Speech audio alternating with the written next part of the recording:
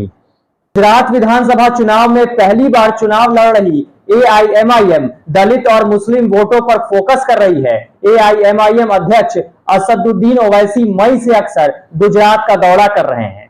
उनको यकीन है कि गुजरात की जनता इस बार बदलाव चाहती है। एआईएमआईएम राज्य की कुल 182 विधानसभा सीटों में से 40 से 45 सीटों पर चुनाव लड़ने की योजना बना रही है। इनमें से उसने अब तक अहमदाबाद की 3 और सूरत की 2 सीटों के लिए प्रत्याशी उतारे हैं।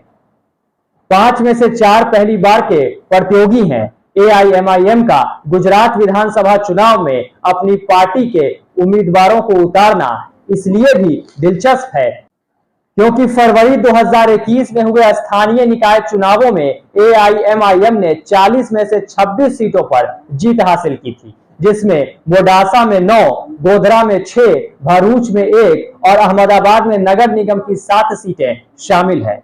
ऐसे में यह दिलचस्प होगा कि क्या गुजरात के वोटर्स ओवैसी की पार्टी पर विश्वास दिखाते हैं। खासकर एआईएमआईएम के चुनाव लड़ने की घोषणा के बाद राज्य की उन सीटों को लेकर चर्चा तेज है जहां मुस्लिम मतदाता उम्मीदवारों की किस्मत तय करते हैं। 2011 की जनगणना के अनुसार गुजरात राज्य में हिंदू बहुसंख्यक हैं। हिंदू धर्म गुजरात की आबादी का 88.57% है। गुजरात में मुस्लिम आबादी कुल लगभग 6 करोड़ में से 58.47 लाख है। गुजरात में ईसाई आबादी कुल 6.04 करोड़ में से 3.16 लाख यानी 0.52% है। हालांकि ये डेटा साल 2011 का है तो इसमें अंतर हो सकता है। अब आपको बता दें कि राज्य में मुस्लिम आबादी बेशक कम हो, लेकिन 34 विधानसभा क्षेत्रों में मुसलमान मतदाताओं की आबादी 15% से अधिक है।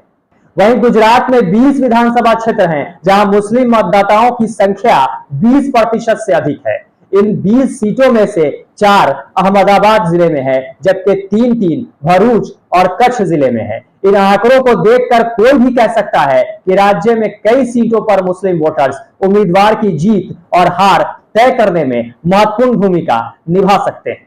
ऐसे में सबसे बड़ा सवाल यही है कि क्या मुस्लिम वोटर्स ओवैसी की पार्टी को वोट देंगे। अगर मुस्लिम वोटर्स का वोट ओवैसी की पार्टी को मिलता है तो यह सीधे तौर पर उनके उम्मीदवार की जीत में बड़ी भूमिका निभाएगा।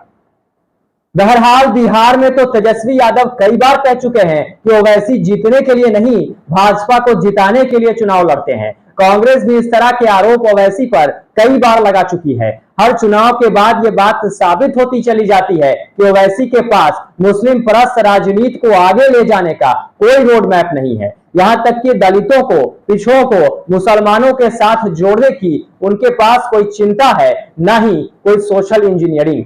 यह बात तय है कि सिर्फ मुसलमानों को लेकर इस देश में कोई राजनीति हो ही नहीं सकती। जाहिर सी बात है, ओवैसी ऐसा करके जो खेल खेल रहे हैं उसमें मुसलमानों का नहीं, भाजपा का फायदा है और यह बात अब छुपी हुई बिल्कुल नहीं। इस वीडियो में फिलहाल इतना ही। अगर यह वीडियो आपको अच्छा लगा हो तो इसे लाइक और शेयर करना बिल्कुल ना भूलें। साथ ही अगर आपने अब तक हमारे चैनल द बोल्ड को सब्सक्राइब नहीं किया है तो जल्दी से कर लें और बेल आइकन दबाना बिल्कुल ना भूलें। नमस्कार।